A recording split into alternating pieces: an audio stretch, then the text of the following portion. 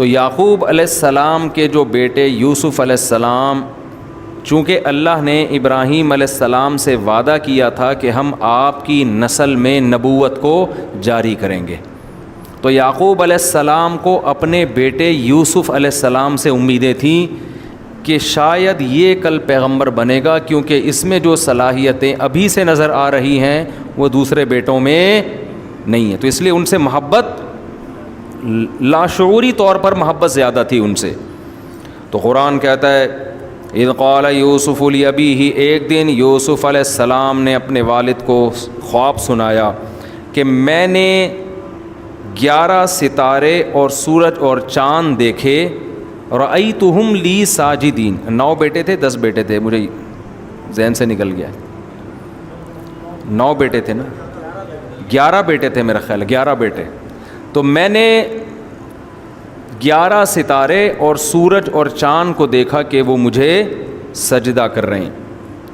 تو یعقوب علیہ السلام سمجھ گئے کہ یہ بیٹا میرا، اس کو اتنا خاندانی خواب آیا ہے، یقیناً اللہ کی طرف سے کوئی خوشخبری ہے۔ کہنے لگے یا بنی لا تقصص رؤیاک علی اخوتک، اپنے بھائیوں کے سامنے اس خواب کا تذکرہ نہ کرنا، مجھے ڈر ہے کہ وہ تمہارے خلاف کوئی تدبیر نہ کر لیں، حسد کا شکار نہ ہو جائیں۔ سمجھتے ہو ان کو حسد، جیلسی ہو سکتی ہے نا، اس سے ہمیں کیا سبق ملتا ہے؟ ہر نعمت ہر ایک کے سامنے بیان کرنے کی نہیں ہوتی۔ آپ سمجھتے ہیں میں بتاؤں گا نا میری لاٹری تو خیر حرام ہوتی ہے، میری اتنا فائدہ ہو گیا اللہ خوش ہو جائے گا، ہو سکتا ہے وہ اوپر سے خوش ہو رہا ہو، اندر سے تڑپ رہا ہو۔ بعض آپ بتاتے ہیں ابے میری جاب مل گیا، ابے میرا ویزا آ گیا، بتاتا پھر رہا ہوتا ہے، تو وہ آپ مشکل ہے کہ وہ خوش ہو رہا ہو، وہ نقصان پہنچانے کی فکر میں نہ لگ جائے، نظر بد نہ لگا دے، تو یہ سب چیزوں کا خطرہ ہوتا ہے۔ وَكَذَلِكَ يَجْتَبِيكَ رَبُّكَ، انہوں نے تعبیر بتائی تیرا رب تجھے منتخب کرنا چاہتا ہے اور تجھے خوابوں کی تعبیریں سکھائے گا۔ انہوں نے اس خواب سے اندازہ لگا لیا کہ اللہ ان کو خواب کی تعبیر سکھائے گا۔ کیسے لگایا اللہ ہی بہتر جانتے ہیں۔ اور اللہ نے جو تیرے باپ دادا پر جو انعام کیا ہے، وہ انعام کیا ہے؟ مذہبی رہنما بنایا ان کو، تو وہ انعام اللہ تیرے ذریعے سے مکمل کرے گا، یعنی اللہ تجھے بھی لوگوں کا روحانی پیشوا بنائے گا۔ روحانی پیشوا بننا یہ بہت بڑی نعمت ہے۔ آج کل آپ ڈاکٹروں کی قدر لوگوں کی نظر میں ہے، انجینئروں کی قدر ہے، سائنسدانوں کی قدر ہے، مذہب کے لحاظ سے جو موٹیویٹ کرنے والے لوگ ہیں، مذہب کے لحاظ سے گائیڈ کرنے والے لوگ ہیں، لوگوں کی نظر میں ان کی قدر ختم ہو گئی۔ لوگ کہتے ہیں مولوی لوگ ہیں فالتو کسی کام کے نہیں ہیں، ان کا کیا کرنا ہے، بتا دیں گے نماز پڑھو، روزہ رکھو، زکوٰۃ دیا کرو، بس یہی آتا ہے ان کو، اور کوئی پرتھی وتری تو نکال نہیں سکتے گردوں سے ہی۔ تو وہ کہہ رہے ہیں کہ اللہ تجھ پر احسان کرے گا، اللہ تجھ پر احسان کرے گا۔ تو اس سے میرے بھائی اپنے بچوں کو عالم بنانے کی فکر بھی کیا کرو، بچوں کو ڈاکٹر بھی بنائیں، ایک کو آرمی میں بھیجیں، ایک کو CSS کروا لیں اور کچھ بھی کروا لیں، لیکن ایک آدھ بچہ دین کے لیے بھی وقف کریں۔ تو لقد کان فی یوسف و اخوتہ آیات للسائلین، انہوں نے تو خواب سنا کے چلے گئے، بھائی خواب آیا ہے، کسی کو نہیں بتایا یوسف علیہ السلام نے، لیکن بھائیوں کے دل میں پہلے سے ہی جیلیسی، بھائی جو تھے نا دوسرے، انہوں نے مل کے پروگرام بنایا۔ اذ قالوا لیوسف واخوہ احب الی ابینا، یوسف اور اس کا بھائی ہمارے ابا کو زیادہ محبوب ہے۔ ابا کے لاڈ پیار زیادہ کس کی طرف ہیں؟ بھائی یوسف اور اس کے چھوٹے بھائی کی طرف، حالانکہ یہ دونوں چھوٹے ہیں۔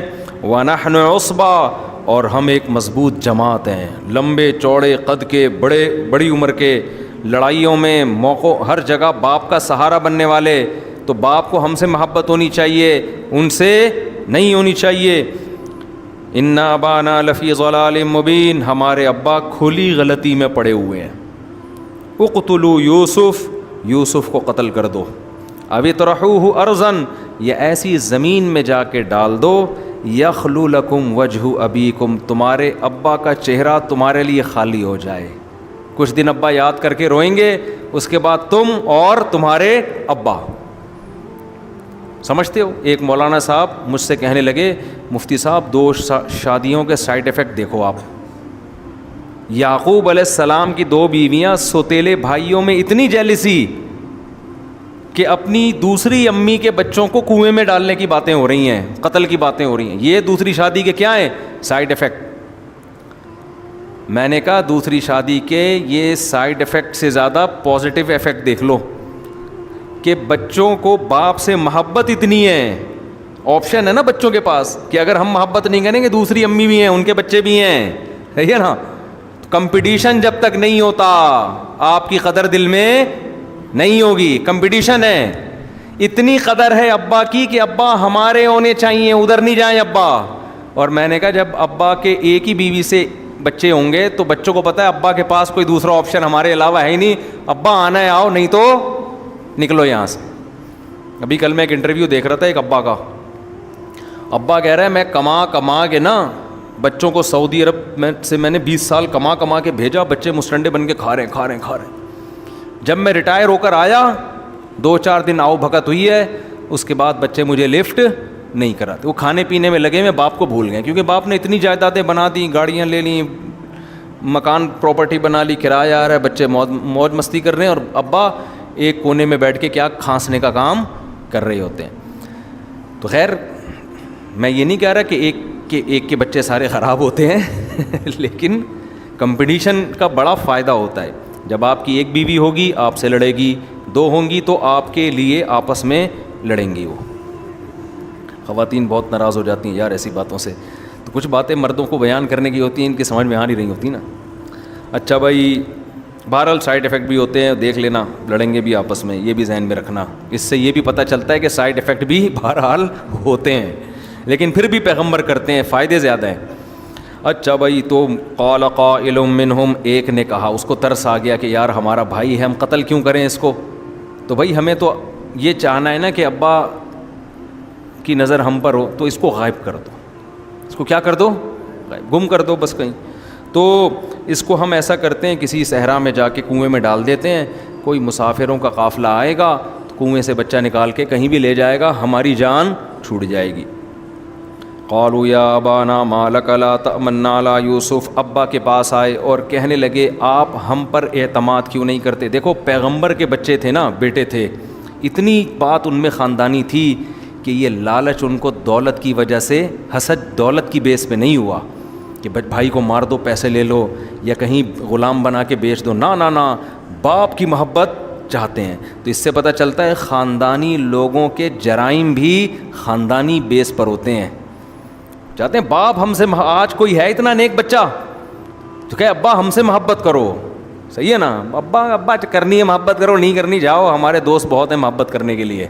تو یہ سیٹنگ چل رہی ہے آج کل. پہلے زمانے میں باپ کی قدر کتنی ہوتی تھی. تو یا ابانا, ابا ما لک لا تأمنا علی یوسف, آپ کو کیا ہو گیا کہ آپ ہم پر یوسف کے بارے میں اعتماد ہی نہیں کر رہے, ہمارے ساتھ کبھی اکیلے میں اس کو بیچتے ہی نہیں ہیں.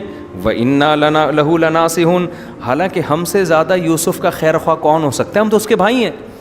اس سے پتہ چلتا ہے کہ 2 نمبری جب کوئی کرنا چاہتا ہے تو ڈائلاگ بڑے بڑے خاندانی, کسی کے ڈائلاگ سن کے کبھی متاثر نہیں ہونا چاہیے. جب کوئی کاروبار کے لیے آپ کے پاس آئے گا نا, اس کا مقصد پیسے لے کے بھاگنا ہوگا, تو یہ تھوڑی کہے گا کہ مجھے 1 کروڑ روپے دے دو میں لے کے بھاگ جاؤں گا. وہ کہے گا یار مجھے تو ضرورت بالکل بھی نہیں ہے, پیسہ میرے پاس بہت ہے, لیکن چلو اتنی دنیا لگا رہی ہے, تم بھی 1-8 کروڑ لگا دو میرے ساتھ, پروفٹ دے دوں گا, مجھے ضرورت نہیں ہے. اس طرح کی ٹوپی ڈرامہ گھمائے گا وہ.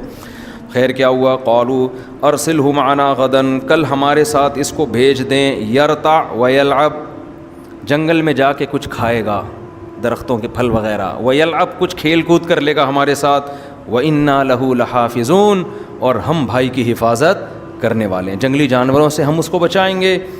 قال, یعقوب علیہ السلام نے کہا, انی لیحزننی, مجھے خوف ہے, ان تذهبوا به, اس کو تم لے کر گئے اور کوئی بھیڑیا آ کے اس کو کھا جائے, تمہیں پتہ ہی نہ چلے. مجھے اس بات کا ڈر ہے, جنگلوں میں بھیڑیے ہوتے ہیں, شیر ہوتے ہیں, چھوٹا بچہ ہے کوئی بھی کھا کے چلا جائے گا, خطرہ ہے مجھے. کیا کہنے لگے, لئن اکلہ الذئب ونحن عصبہ, ابا ہم اس کے بھائی اتنے لمبے تڑنگے, اتنے خوبصورت, اتنے طاقتور, ہماری موجودگی میں اگر اس کو بھیڑیا کھا لے, انا اذا لخاسرون, تو ہم سے زیادہ تو ناس کسی کا ہو ہی نہیں. پھر کیسی باتیں کر, حالانکہ پورا پہلے سے پروگرام کیا تھا, یہی بناوت. ابا پھر ہم سے زیادہ تو کوئی, یہ سیاست دان مجھے یاد آ رہے ہیں آج. مجھے یہ جب میں آیتیں پڑھتا ہوں کون یاد آتا ہے؟ سیاستدان. تو آج کسی نے پوسٹ لگائی تھی زندہ ہے چور زندہ ہے. تو پہلے کچھ اور نعرے لگتے تھے نا. تو کیسی باتیں کر رہے ہوتے ہیں نا. تو وَإِنَّا لَهُ إِنَّا حبا ہم سے زیادہ تو پھر خسارے والا کوئی ہے. یا آپ کو تو یہ بات کرنے سے پہلے 100 دفعہ سوچنا چاہیے تھا. قرآن کہتے ہیں فَلَمَّا ذَهَبُوا بِهِ, ابا نے بھیج دیا, سب لے گئے اور سب نے اتفاق کر لیا کہ ان کو ایک اندھے کنویں میں ڈال دینا ہے. تو اندھے کنویں میں ڈال دیا اور رات کو ابا کے پاس آئے یبکون, روتے ہوئے. اس سے پتہ چلتا ہے ڈرامے بازی میں رونا کوئی مشکل کام نہیں ہے. یہ بہت پہلے سے چلا آ رہا ہے. کسی کے رونے کو دیکھ کر کبھی بھی متاثر نہ ہوا, چاہے کوئی قرآن پڑھ کے ہی رو رہا ہو. خوب سمجھ لو, میں نے بڑے بڑے لوگ دیکھے رونے دھونے میں بہت آگے ہوتے ہیں, عمل میں کیا ہے؟ زیرو. رونا اچھی بات ہے, قرآن پڑھ کے رونا, دعا مانگ کے رونا اچھی بات ہے, حدیث میں اس کی ترغیب ہے, اس کے بڑے فضائل ہیں. لیکن ایک رونا دل کا ہوتا ہے, ایک رونا ڈرامے بازی والا ہوتا ہے. دل کا رونا وہ ہے جس پہ آپ کو گناہوں پہ ندامت ہو, اپنے اعمال کی فکر ہو. ڈرامے بازی والا رونا وہ ہے جس میں رو رو کے پاگل ہو جاؤ لیکن ایک گناہ چھوڑنے کے لیے بھی تیار نہ ہو. جیسے 27ویں رات کو دبا کے پبلک رو رہی ہوتی ہے اور پھر عید کے دن فلم دیکھنے کا پہلے سے پروگرام ہوتا ہے ان کا. سمجھ رہے ہیں نا؟ وراثت جو کھا کے بیٹھا ہے وہ کھا کے بیٹھا ہوا ہے, اس کا بہن کو وراثت دینے کا پروگرام نہیں ہوتا. جو رشوت لے رہا ہے وہ رشوت لے رہا ہے.